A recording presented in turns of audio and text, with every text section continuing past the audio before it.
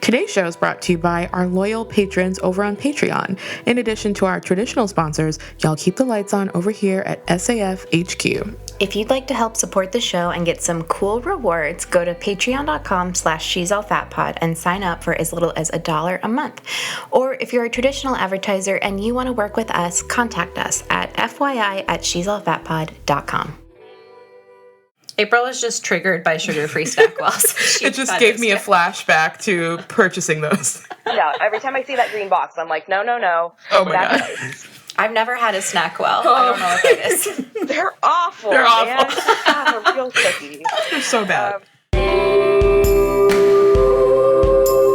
Calling body posse sisters. Hush those diet culture whispers. We like your body big or small. Rolls and ripples all for all.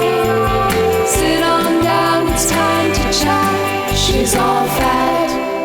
I'm Sophie, I'm April, and this is She's All Fat. the podcast for body positivity, radical self-love, and chill vibes only. This week, we'll discuss going blonde, buying sweaters for boyfriends, and raising body-positive children. April, tell me, what are you obsessed with this week? So many things. Okay. So my two obsessions this week have also been my form of self-care because prayers up for your girl. She's truly been going through it in every imaginable way. Yeah. If you follow me on Instagram, then you know that my grandma, she's my whole world. If people follow you on Instagram, all they know is that you post like late night cries for help, just one at a time every 3 days. Telling stories on my Instagram. No. I'm not the kind of girl. I'm You're not there influencer interacting like at me. all.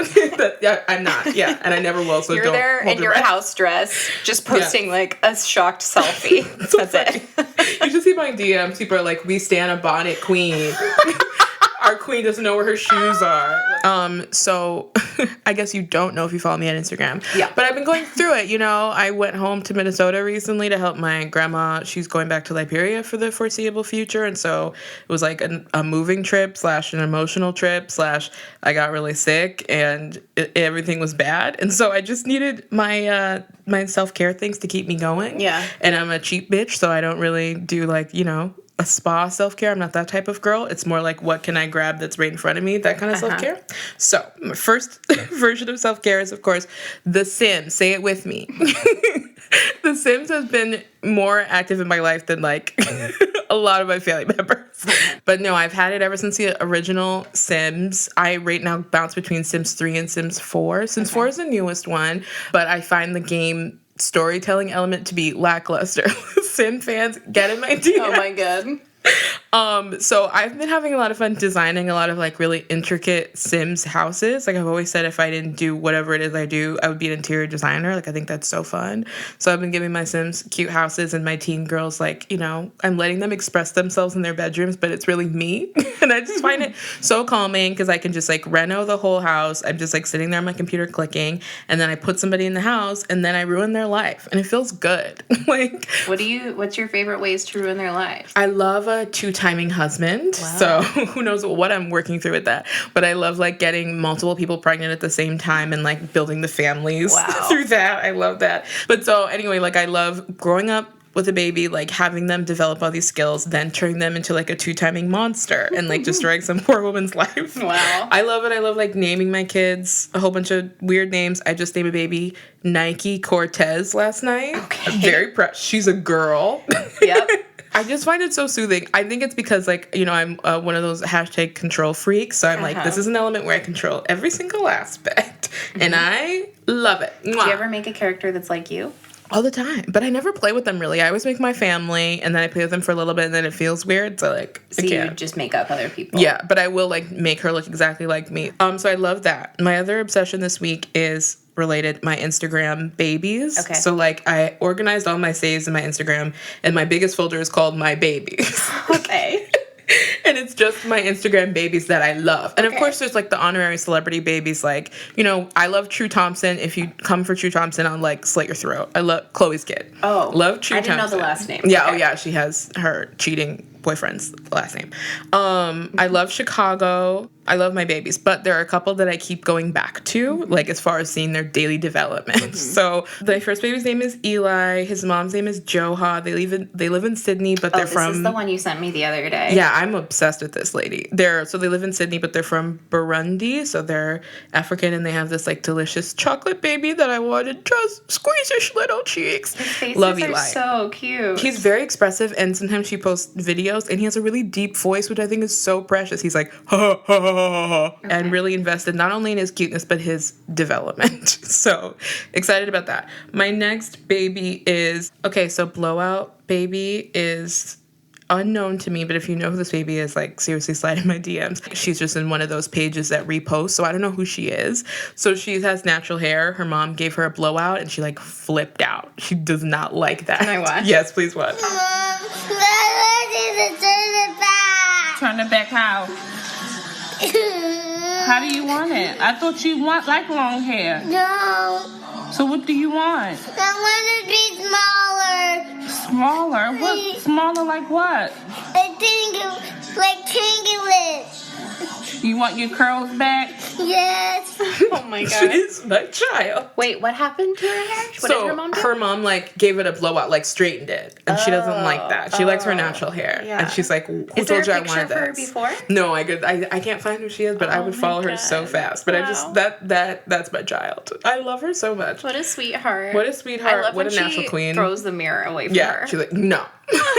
What a natural icon. My next baby is Melody. Okay, so for those at home who are trash and watch Love and Hip Hop Hollywood, Melody is the child of Ray J and Princess Love. So they got married. They should not have. They're a horrible couple. And they had this perfect child. So Melody is like one of those children that you can tell is really advanced. And the link I'm leaving in the show notes, she's talking at 2 months. Wow. Like actually talking. Wow. Just my little genius baby. And so sometimes if I'm stressed out, if I'm having a day, I'll just click on my baby's profile. I just want to know what my baby's up to. What's my baby wearing? What are they working on? Blocks? Holding things, standing up, walking, talking. I need to know about my babies. Wow. I love Melody. And finally, my final baby is a celebrity baby, Kenzo Hart of Okay. Kevin Hart fame. Oh, okay. Kenzo is perfect. He is all smiles. He's so chunky. He looks like his freaking dad. I love him. Anyway, these are my babies. They're what get me through these troubling political times. Wow.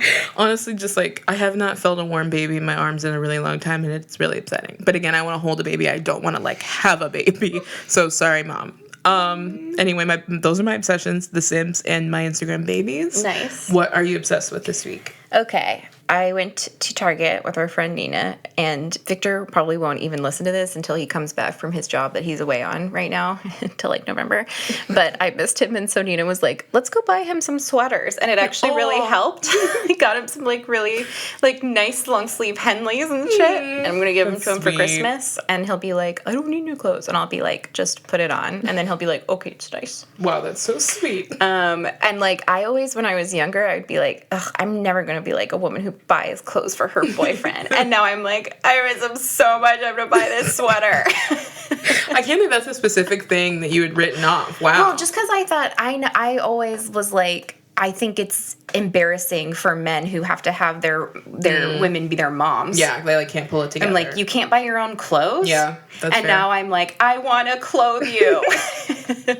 But also, like, I just think he'll look cute in these clothes. Like, Victor is very thrifty and very, like, cost conscious of things. And so he'll wear things until they're, like, threadbare. Yes. I'm always like, here's this nice thing you'll look nice in. Aw. What I don't like is when we go to Old Navy and, like, there's a couple there that's where the woman is, like, dragging the man around and is like, would you just try this on? And he's like, oh, I want to go play Fortnite or whatever. I'm like, why are you babysitting this man? That's not your mom. Gross. Ugh. Anyways, the Target men's line is, like, really nice right now. They have, like, some cute stuff there. Okay, also, I've been using a lot these, like, things you can get, just like I got them at Rite Aid, and they're also at Target and whatever. You can get little sleeves. They look like fingerless gloves for your feet that you slip on over your socks, and they like add a little gel cushion. It looks like a gel cushion for like a bra boob insert, and it just goes like on the middle bottom part of your foot, and it really helps with like my shoes that don't have enough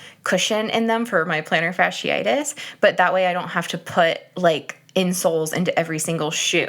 So I've been really enjoying these plantar fasciitis sleeves. I don't have like a link to them, but we can like, if you just Google plantar fasciitis like shoe foot sleeve or something. So that's a hot tip. No one told me about them before, and they're so helpful. Also, I've been like really enjoying doing work at my local library. Just everyone shout out to your local library. Hell yeah. Probably your local library has access to like an Audible style app, and you can read books on your phone too. Very cool. Go check it out. You just have to wait, but it's worth it. Libraries are alive and well. I also go to Sophie's local library. It's a good Hers library. is nicer than mine. It's really nice. It's really nice. It's like, it kind of has a school library vibe. Yeah, for sure. And it's beautiful in there. My goodness. It smells like old books. It's just Love it. nice. Been doing a lot of online window shopping. I don't even want to buy everything. I just have a lot of stuff in my Amazon cart. And now I know that I'm going to be like I'm going to spend the next week figuring out like what things I actually want to purchase from the website that's sponsoring us today. You'll hear about that a little later. Yeah. I'm excited.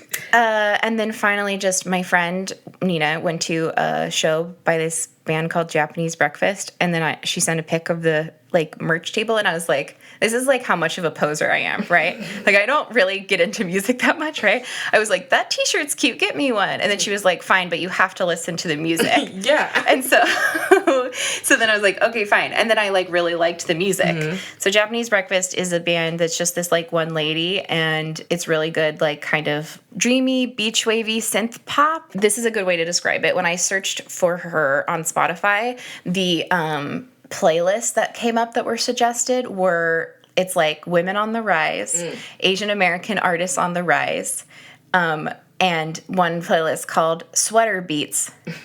Beautiful.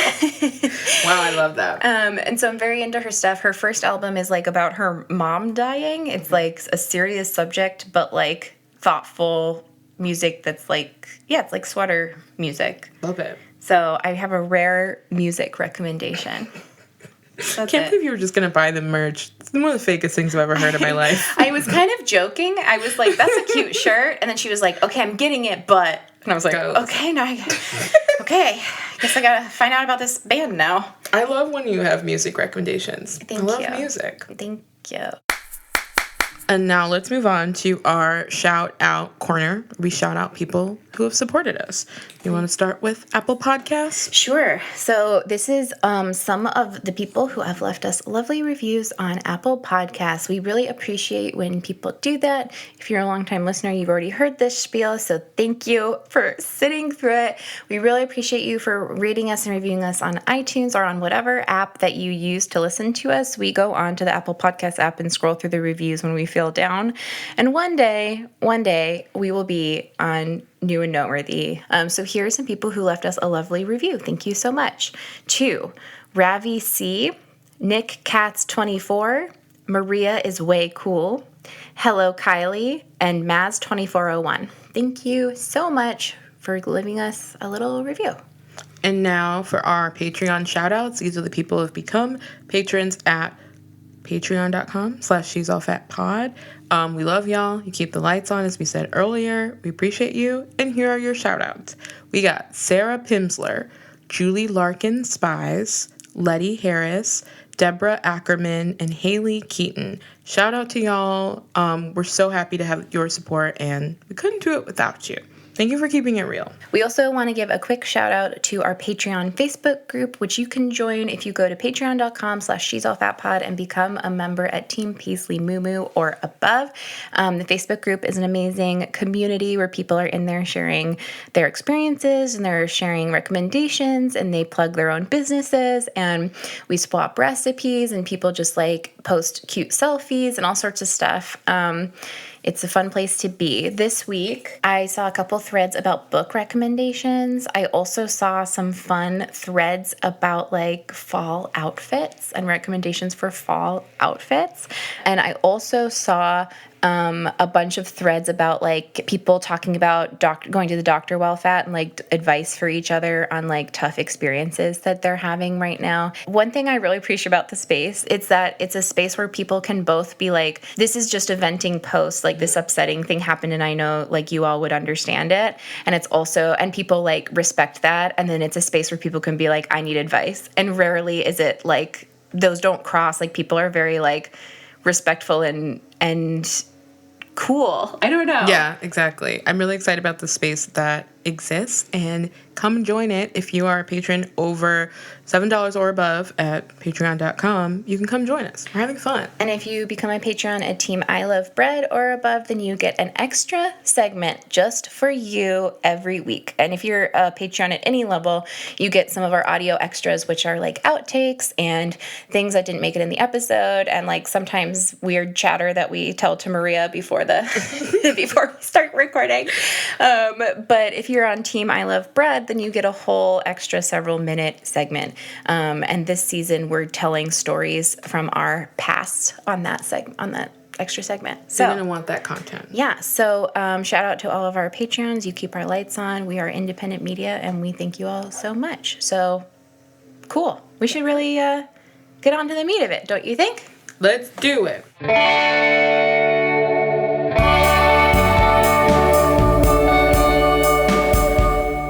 The meat of it. All right, so this week on The Meat of It / Chew the Fat, we are talking about raising body positive children. Yeah. And fat parenting in general. This is a topic that we have had requested multiple times, and every single time we've had it requested, we say, that would be a great episode, and then we say, too bad we don't know anything about it. We decided to talk to an expert. In this case, the expert is someone who is trying to raise their child in a body positive way.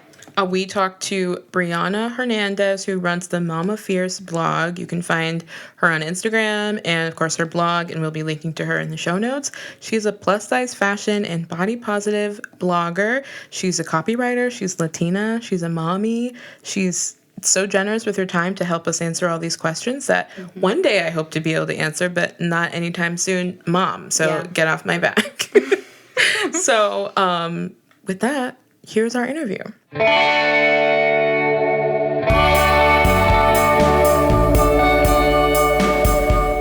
Chew the fat. I'm Brianna Hernandez of Mama Fierce, and you can find me on Instagram at Mama Fierce Blog, MAMA Fierce Blog.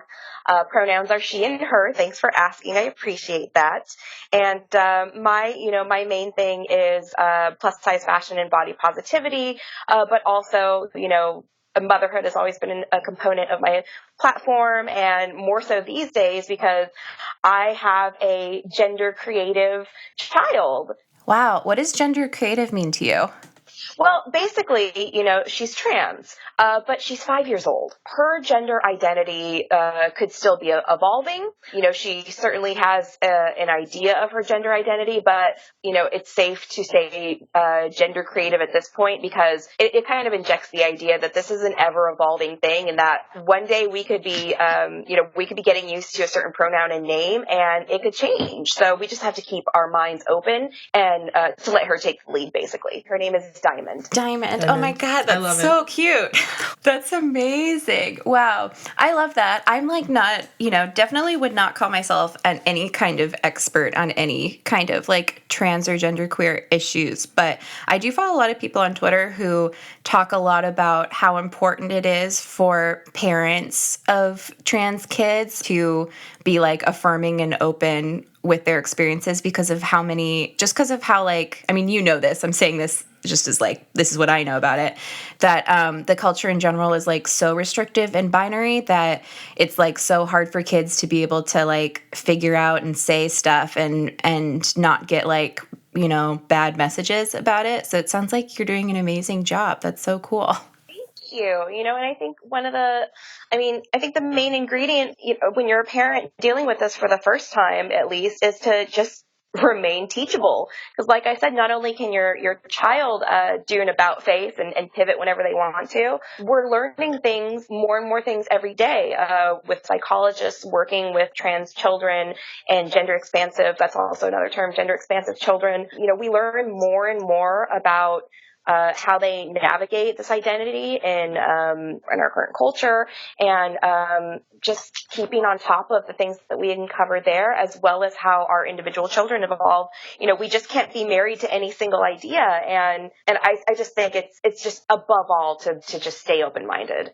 Yeah, honestly, this is a perfect way to start this conversation because, as you know, we talk about body positivity as being very intersectional, and that includes like part of the reason that it's important for it to be intersectional is that a lot of times like body positivity can center like cis white small fat bodies, and like when we want to talk about body positive parenting, it's like, yeah, body positive parenting isn't just about like teaching cis girls like to not look at diet ads or whatever. It's about like how you honor your child's like body and gender identity and any way that their identity intersects with that. Absolutely. And we're so excited to hear from you because we get so many questions asking for how to navigate those things as a parent, and we have no idea. Parents. We don't know. Sophie has a dog. I have nothing. Yeah. I'm a recent child. Yeah. So really excited to hear from you. We have a lot of questions. A lot of moms, I think, have this idea about how the culture has like affected the way they think about their own bodies and bodies in general.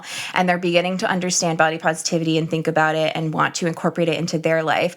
And they're really scared of imparting the same things to their kids, like unknowingly or through their own insecurities, accidentally teaching their kids like to be ashamed of things. You know what I mean? And I like have heard that question. I've also heard it in real life from like different people in my family. And I'm always just like, yeah, sounds hard. I have no idea. I don't know. What are your like top thoughts on that? And then we have more specific questions, but yeah, what do you think about that? The first thing off the top of my head is realizing that, your children pick up on so much, and they're just, they're just so much more intuitive than you would think. And for these little humans, and try as you might to filter out everything that, you've struggled with, they could still pick up on it. So, I mean, let's get that out of the way right now and say, listen, even if you give it your best, your child may still pick up some problematic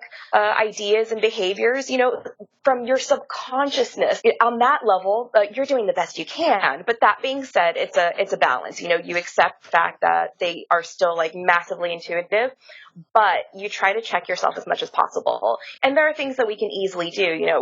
Our words and our actions, I think, are probably the most, our words are probably the most easy to control, where, we don't speak ill of our bodies, and we don't speak ill of other people's bodies. And, we acknowledge differences, but we always try to keep things in a positive light. One example was, I really like watching Dr. Pimple Popper. She's one of my favorites. And there was a woman with a really severe skin condition, and my daughter was watching, and she said, she has bumps everywhere. And I said, yeah, she does. Her skin is different than ours.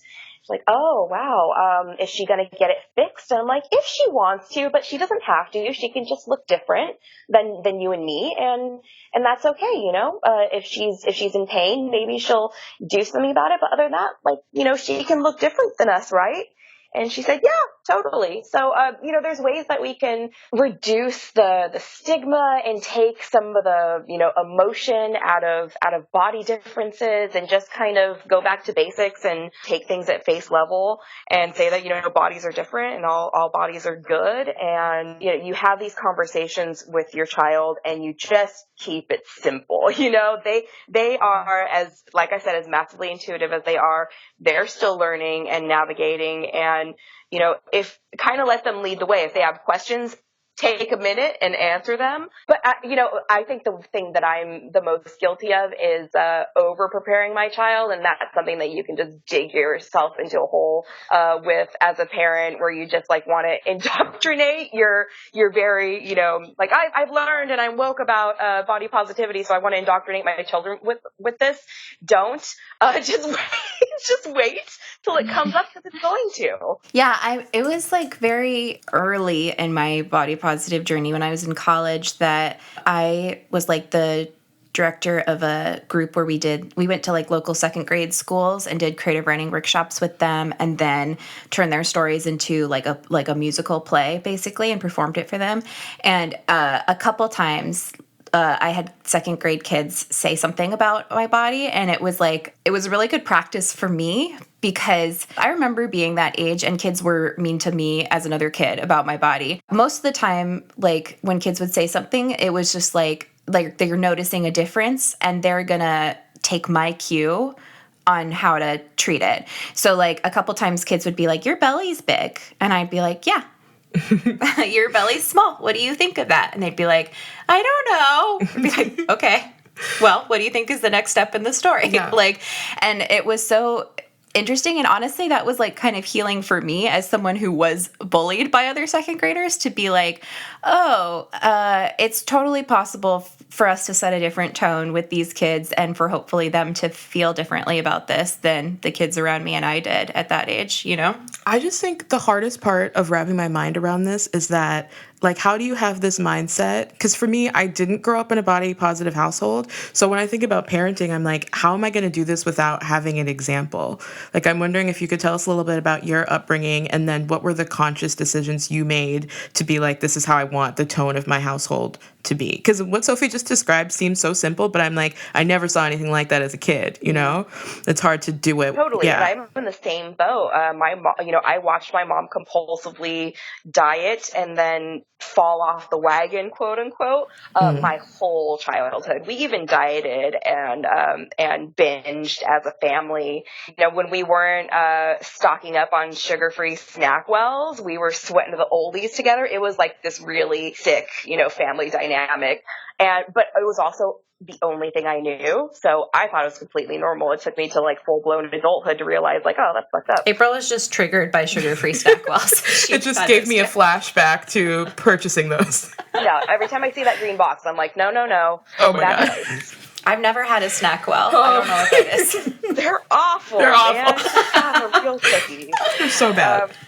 Yeah, so I didn't, I certainly didn't have a body positive foundation to work on either. And it was just, it was quite frankly, y'all and us and, everyone as a community that taught me how to love this body. And also, some teenage rebellion too, where I'm like, I don't want to kill myself to be thin like my mother and sister, and this is stupid, and there has to be something else. And that something else was basically just like, whatever, this is my body. And I didn't even know I was practicing body positivity at that point. This is in the early 2000s. It wasn't really a mainstream thing as it is now.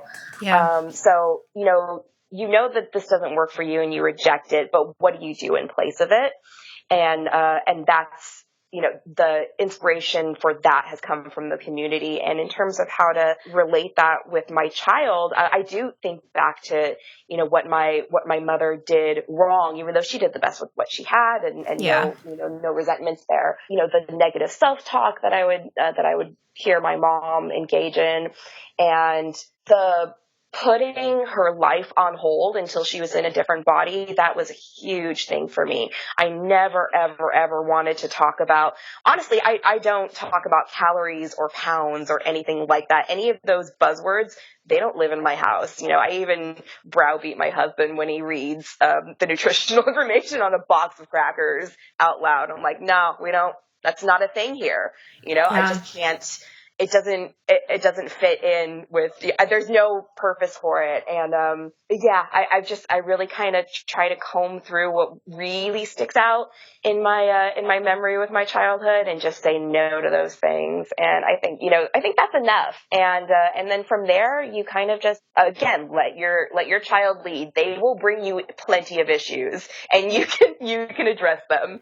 How do you think about like nutrition and food? Because it's not exactly tied, but I know a lot of us in the community had like disordered eating behaviors or thoughts or patterns in the past. So like, what are the ways that you think about how to teach your kid, like, this is good for your body without being like, morally, this is good? Do you know what I mean?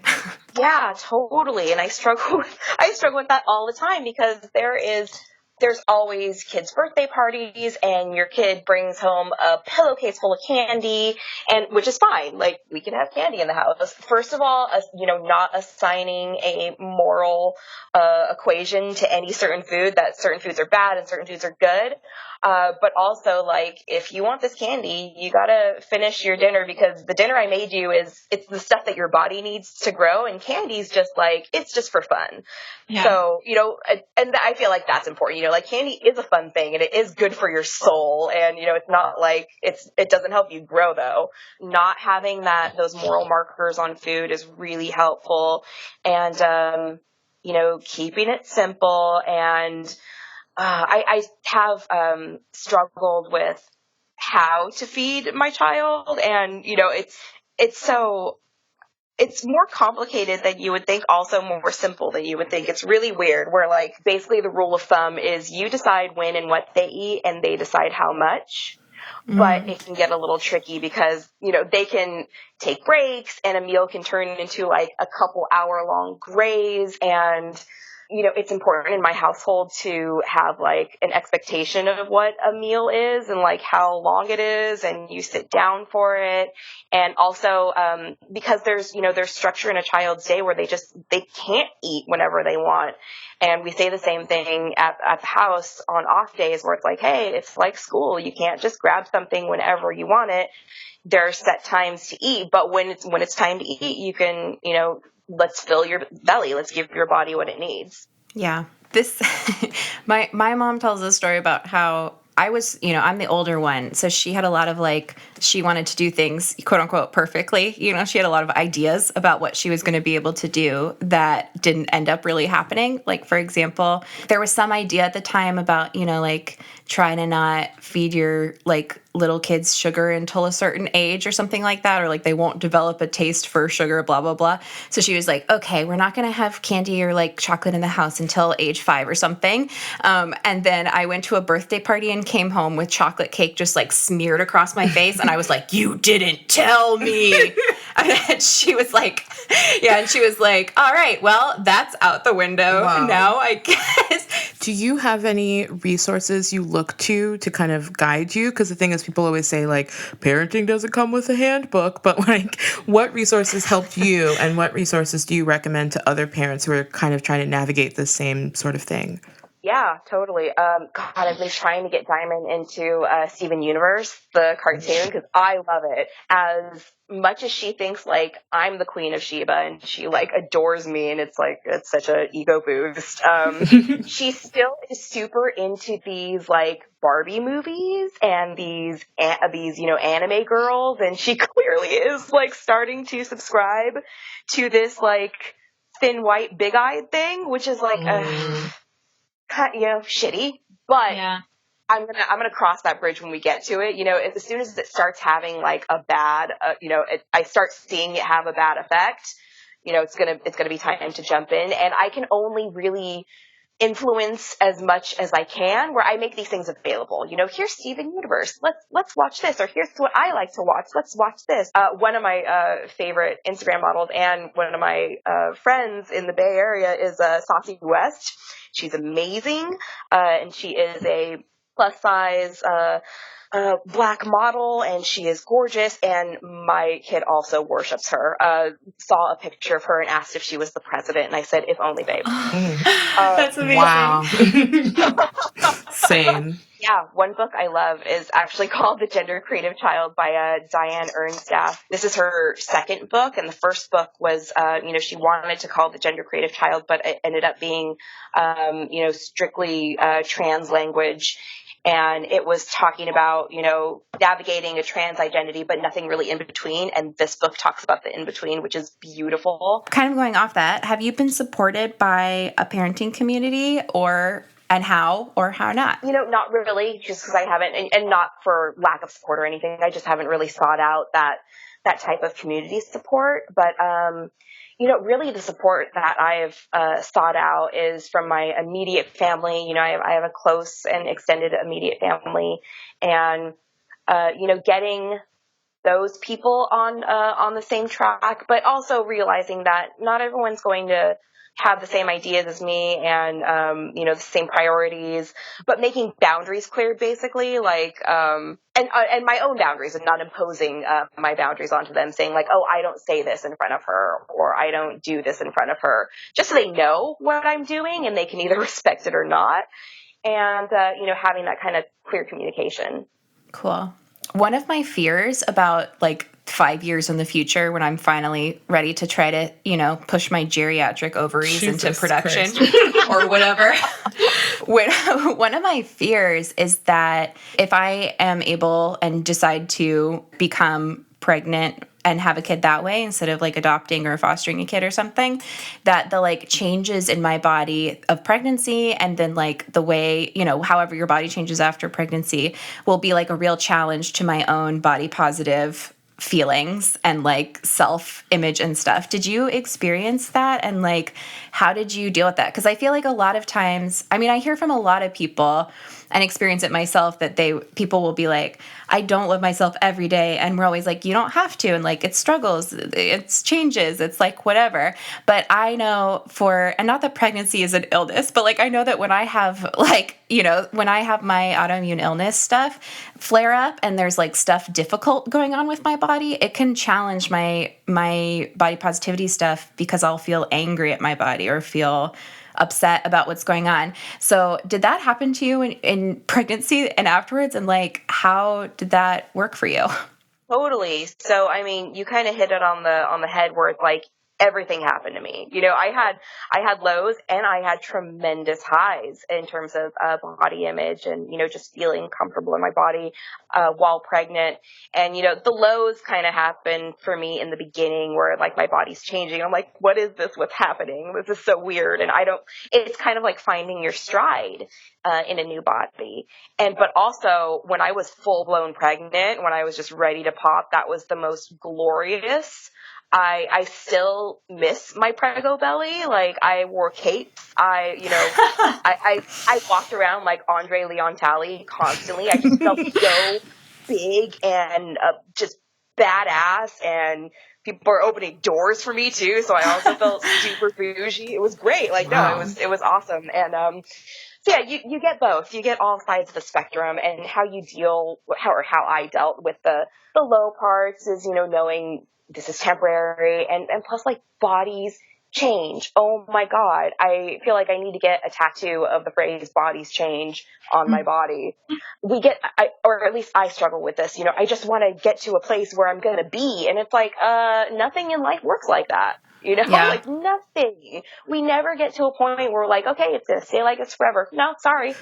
How do you navigate parenting on your non-body positive days? Like, have you had triumphs trying to navigate through that? Have you had difficulties? Like, what does that look like? Because I know how I navigate it, just me in my own head by myself. Yeah. But how do I encourage someone else to have the mindset when in reality I'm like irritated at my gut that day, you know?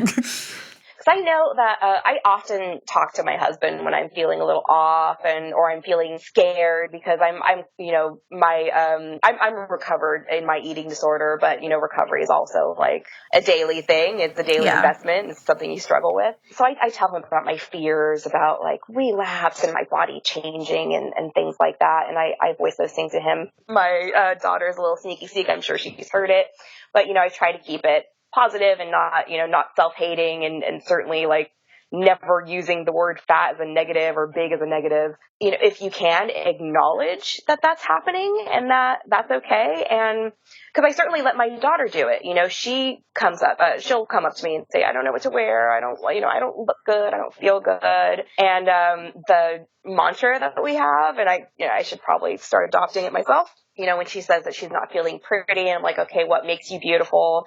And she says, my kind eyes, my smile, and my happy heart. And that's what makes her beautiful. So and I feel like that puts her back on the path of like, okay, let's just put on a fucking dress and go. And that's usually how I have to get out of the house. It's like, listen, I'm not going to be happy. Let's put on some pants and go. Yeah. That's beautiful. That.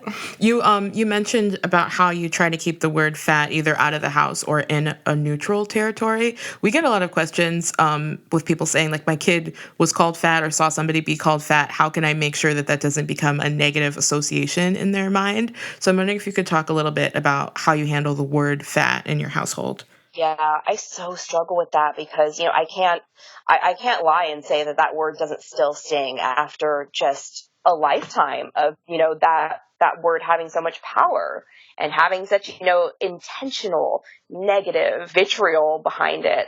Like Sophie said, you know, my kid has said like, oh, you're squishy and your belly's big. It's like, yeah, it is. It's great, right? Like it's totally fine. And I haven't yet encountered her bringing up the fat word, that's going to be a tricky one. I feel like that's going to be a real sit down after school special conversation where it's like, some people can call themselves fat, but like, that's not a word that we use to describe others, because there's so many better words. You can say someone is bigger than you or shorter than you, or there's just so many other qualifiers you can use to describe someone that why would you just use one word like fat? So I feel like that's what I'm going to fall back on. It's like, what's another word that we can use? So how do you deal with fat-phobic media? Like you mentioned already, wanting to kind of steer Diamond away from things that are like very cis, white, thin, normative.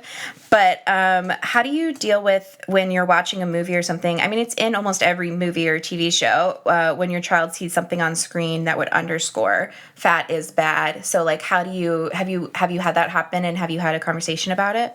The movie Inside Out comes to mind where Sadness was just a little, fat blue girl. That wasn't something that she brought up. But I was just so annoyed by it that it was one of those times where like, maybe I overstepped and maybe I overprepared as a parent, but it just got my goat so bad, that movie, that Sadness was a fat girl.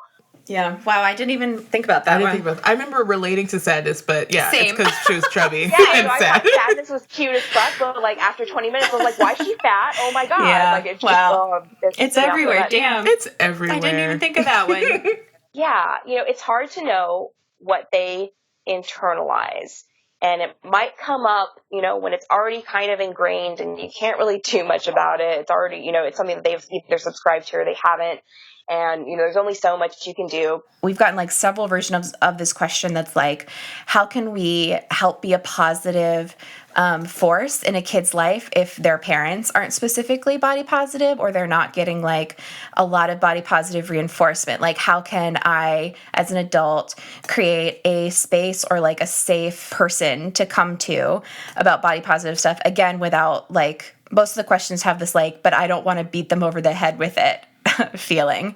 Do you have any thoughts on that? And also on how people, like, you ask the adults around you to be body positive forces for your kid?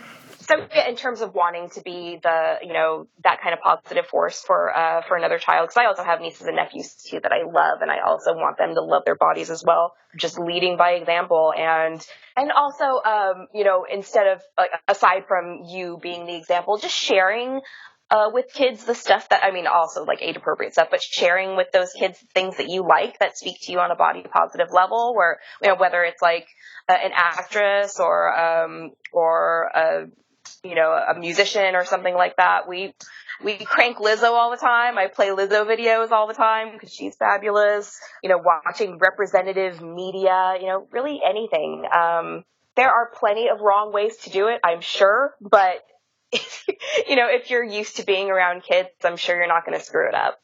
We'll end with this. What's like number one piece of like body positive parenting advice you would give to someone who's nervous about this? I think my number one piece of advice for any type of parenting, is knowing that you're not going to be perfect. You're just not going to be perfect. And, to do whatever you can to alleviate the pressure on that and to, nip that in the bud first and foremost. I'm not going to be a perfect parent. I'm not going to get this completely right. We can't be superstar parents in every single area. So while I'm being, super cool about my child's gender identity and her body image, I'm probably fucking up in some other way that I will learn about 20 years from now in therapy. So just knowing that, for me personally helps. Also knowing that while you are teaching your child, you should be learning as well. Yeah. I think that's beautiful. That's great advice. Thank you so much for walking through all of this with us. Like we said, a lot of these questions are from our listeners that we've got a bunch of times, so I think they'll be really happy to hear this. And just thank you for being so generous. Oh, thank you. This was so cool. I love you guys. I love listening to you, and you're just doing it for the culture. Love you guys. Thank you. That is so sweet. Thank you. Yeah, just to wrap up, like, what are your biggest takeaways? What is the thing you're most nervous about for being a mom one day? Because we both eventually want children. Yeah. We're both that type of girl. But what is the thing that you, like, fear the most? Because I'm so scared of being a mom. I'm scared I'll scream at my kids. Oh, really? Yeah. Okay. Like, Well, I'm scared I'll just lose my temper. I see. Because, again, as I've said before, like, Sophie does pop off from time to time.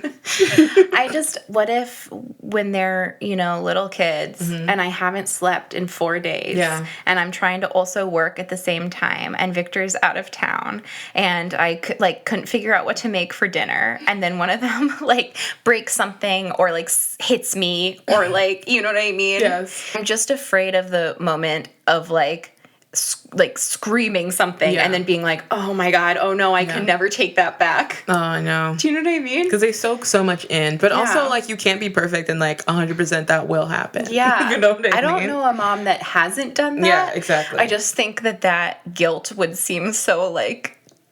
Yes. I think I would feel guilty all the time, which is why I'm sure there's so many of these, mom communities online, because I bet you just feel, you're like, ooh, I dropped my baby. I feel bad all the time. I guess, I'm also worried about, trying to balance the things that little kids need done that are boring. Okay.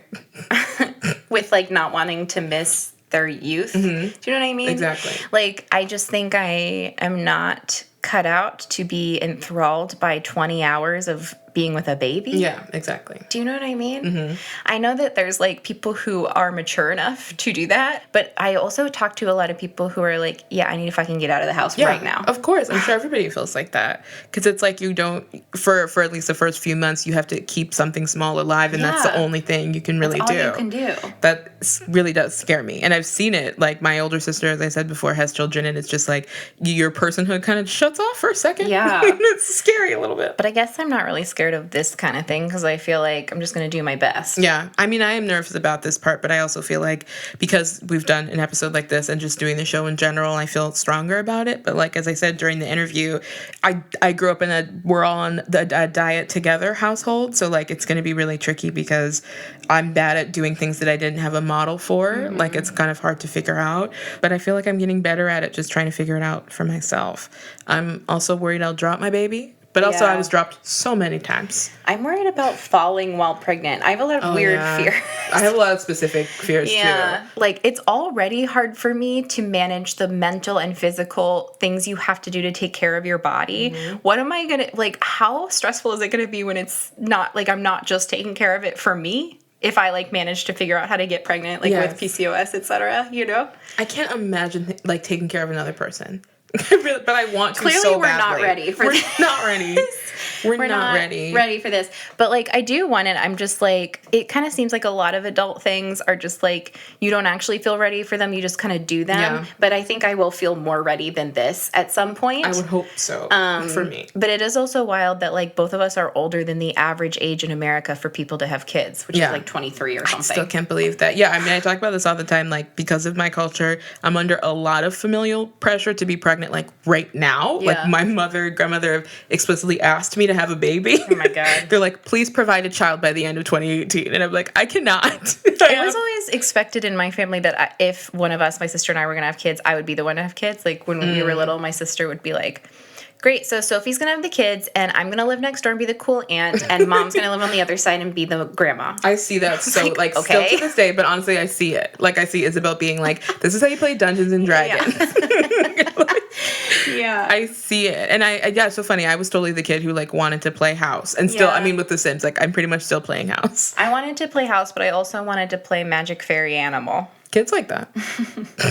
But, always want kids, but, the closer I get to it actually being a reality, the more I'm maybe a little later. I think the biggest thing is I'm just not ready to not be focusing on, the things I'm choosing to focus on. Exactly. It's a whole big addition that you never get rid of. I can quit a job. I could quit a relationship. But you can't, I guess you could quit your relationship with your kid, but then you fucking suck. Then you're absolute trash. Yeah. So, it's a lot. You can never quit it. Oh, my God.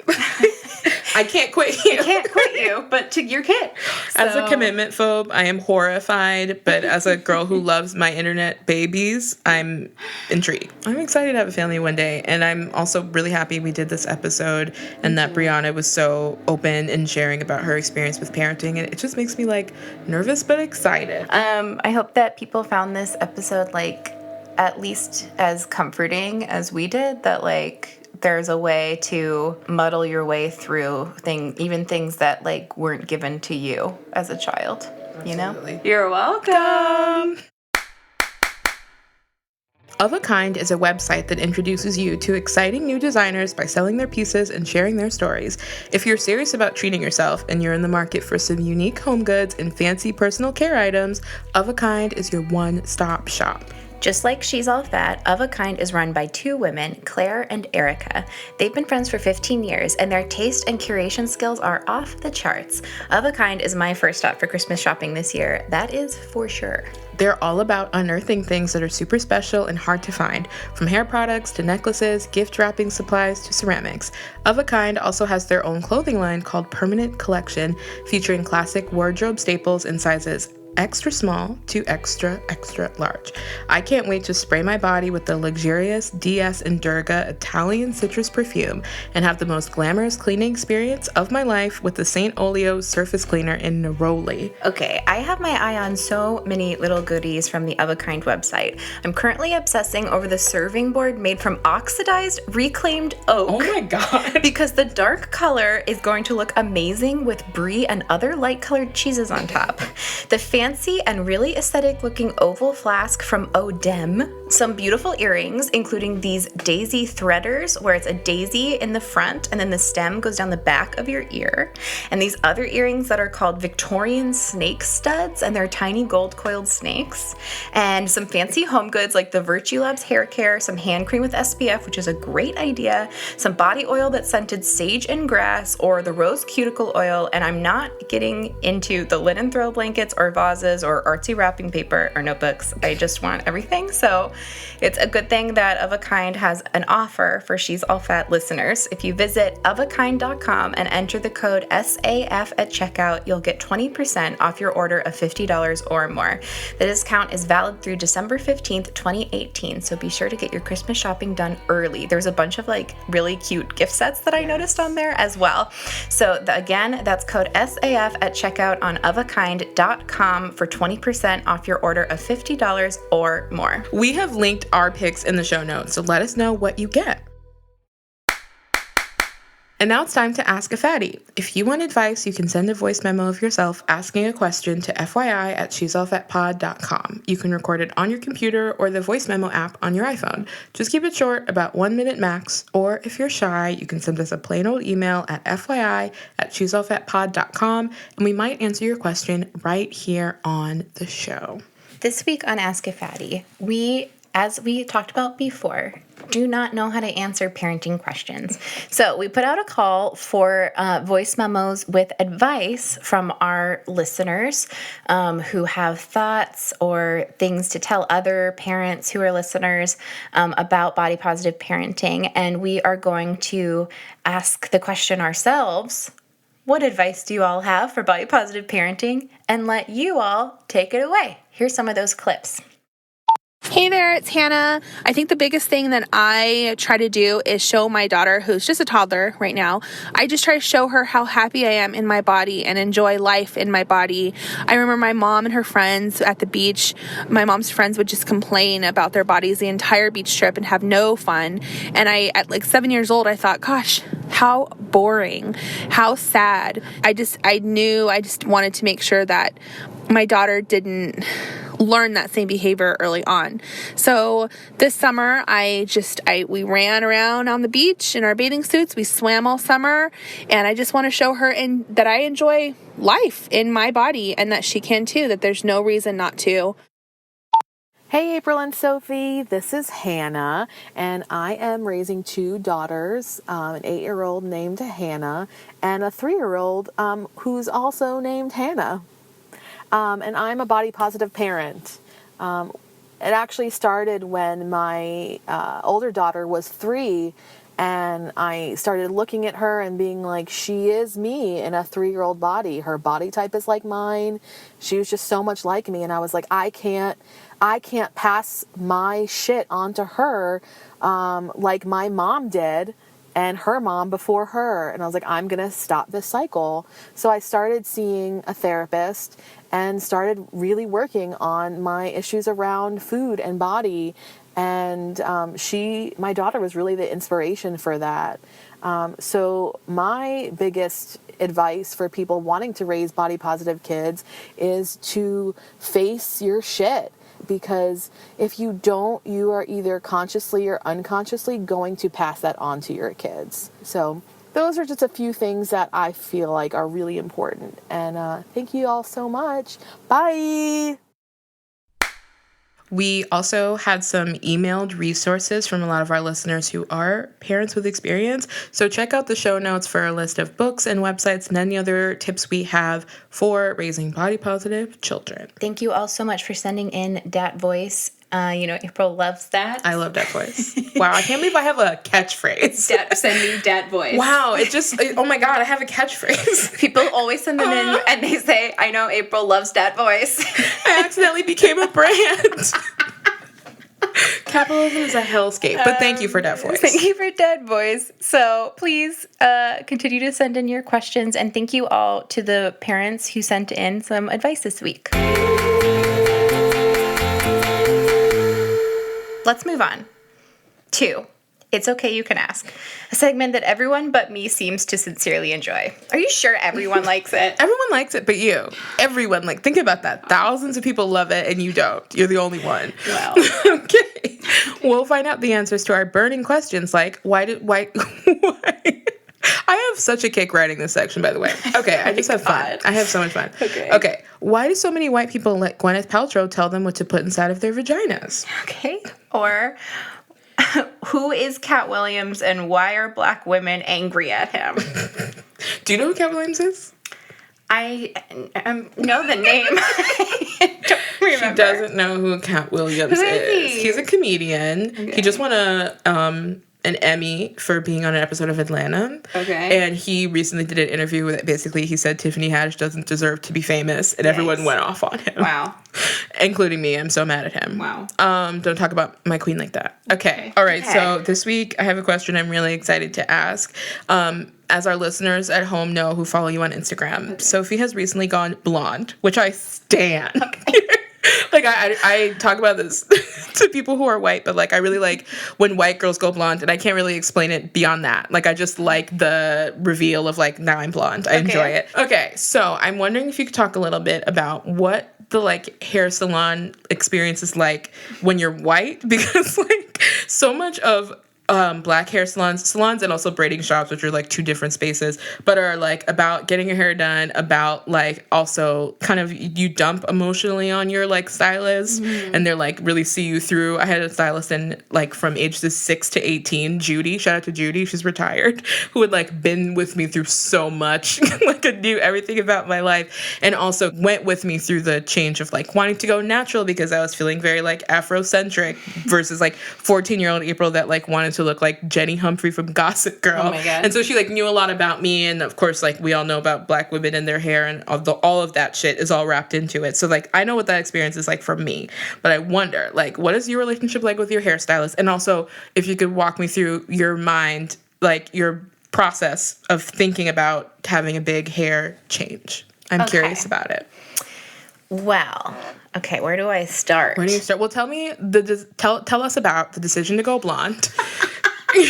Tell us more, and then tell us about what your style, the process of going through it with your stylist and what that's like, and just walk me through. Take me on a journey. Okay, when I first dyed my hair, I wanted to have I dyed it because I wanted to have a pastel-y kind of color, and I did blonde but mostly so that I could do pink on the ends, and then I did pink and purple, and then I went dark, and then I went brunette, and then I've had different colors of brunette or red, and this is the first time that I've had dyed blonde, just dyed blonde, not blonde so that you can have color on it. And I was blonde as a kid, and then my hair kind of mellowed into dishwater blonde, you know, dirty blonde color, brown kind of. I've never before done just a full trying to look like a real blonde. And I don't know, I just kind of felt, I saw a couple other people saying like, I'm going blonde for fall this year. Like usually people go dark for fall.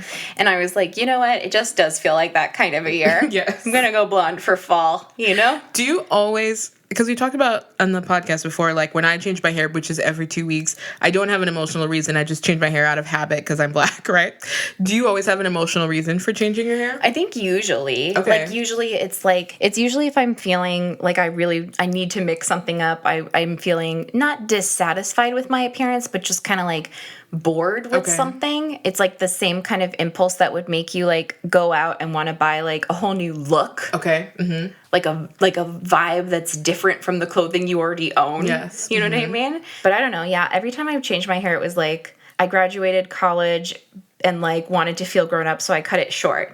I finished the extra quarter that I had to do of college, and I was feeling like very itchy about wanting to move here and get started, so I dyed it pink. Okay. We moved in together, and I wanted to feel different, like because now I was someone who had lived with her partner, so I dyed it darker brown. Okay.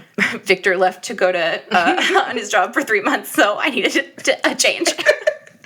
I was like literally tweeting like, who wants to get their ears pierced with me?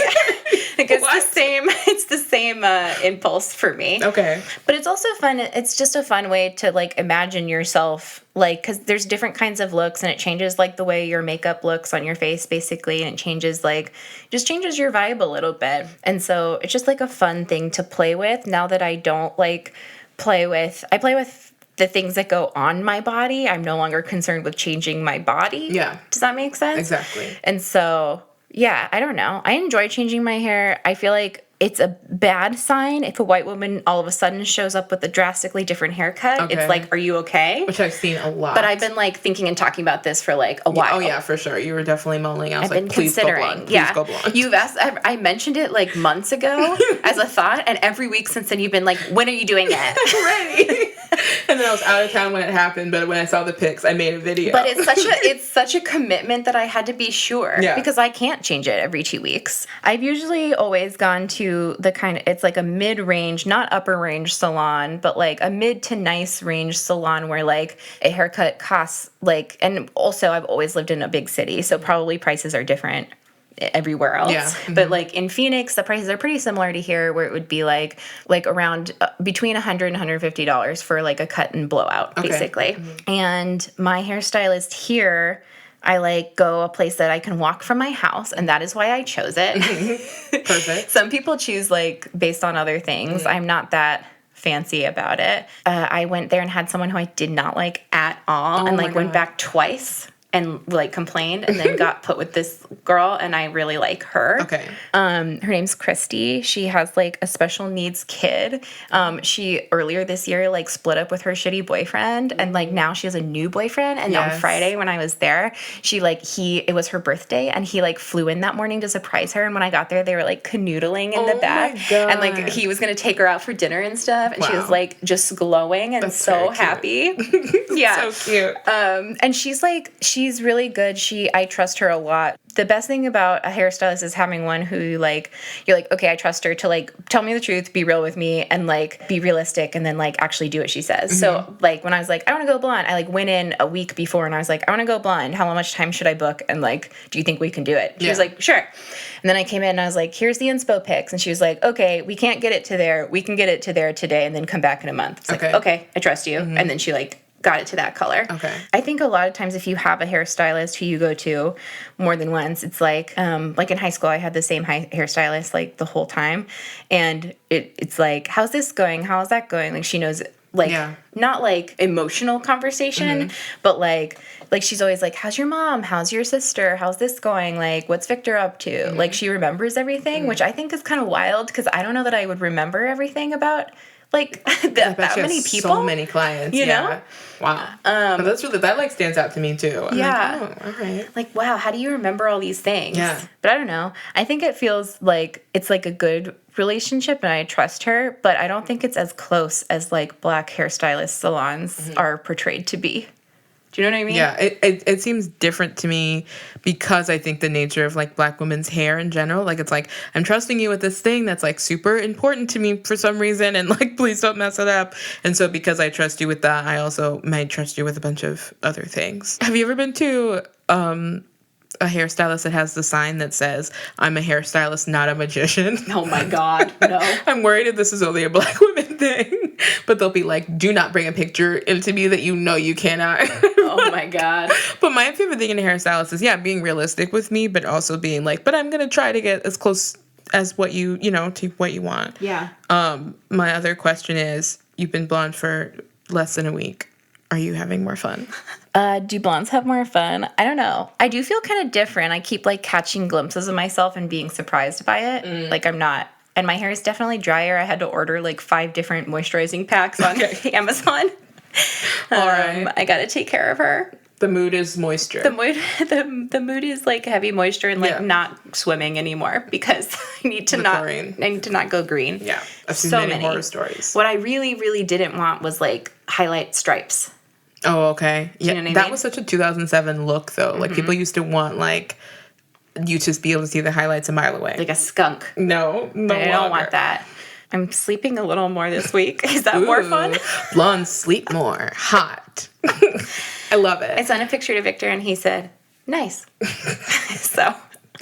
I said nice a month later. And when I went blonde, all you said was nice. Yeah, I said nice. Oh, my God. Horrible. He said, very pretty. Anyway, thank you for sharing. This was lovely. You're welcome. I'm a fan of your blonde. Thank you. Finally went blonde. Okay. Have I really been asking that frequently? Literally every week. And anytime I'm like upset about something, you're like, are you gonna go blonde about it?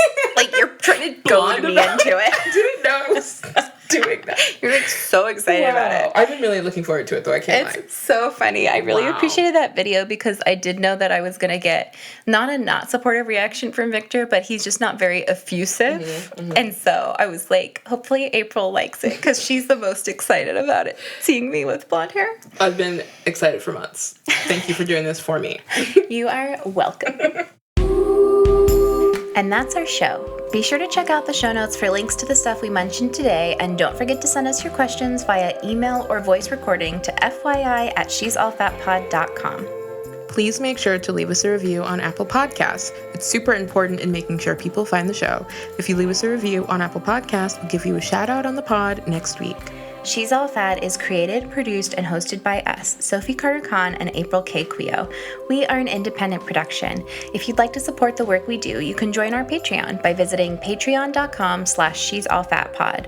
When you pledge to be a supporter, you'll get all sorts of goodies and extra content. Our music was composed and produced by Carolyn Pennypacker Riggs. Our website was designed by Jesse Fish, and our logo is by Britt Scott. This episode was mixed and edited by Maria Wortel. Special thanks to our fairy intern mother, Lynn Barbara, and our brand new intern, Kirsten Berg. Our Facebook, Instagram, and Twitter handles are @She'sAllFatPod. You can find the show on Apple Podcasts, Spotify, Stitcher, Google Play, and wherever else you get your podcasts. Bye!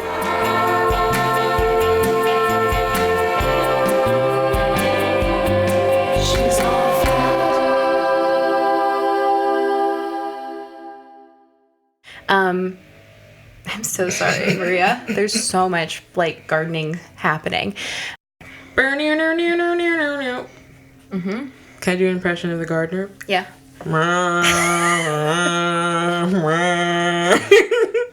Too loud. The gardening is so loud. I'm so sorry. You can hear that. I am so sorry. Wait, stop. Okay, go. Okay. But I'm gonna pause for a second because it was very loud at that point. It's very loud. Okay, it's done. She's doing the main thing I think you have to do, which is just like pay attention and listen and try hard. And Be like, intentional. Be intentional. Yeah. That's it. This gardener's so loud. I'm so sorry. You trying to harmonize with the gardener? Just let's pause for just a second, Maria. I'm so sorry. Oh my god, it sounds like it could be ending though. That's just the way the machine works. I got excited. We just gotta get to the outro, dude. Can you chill? Do you need to put more gas in or something? I don't know how it works. I had to do all the gardening for our house growing up. It was such bullshit.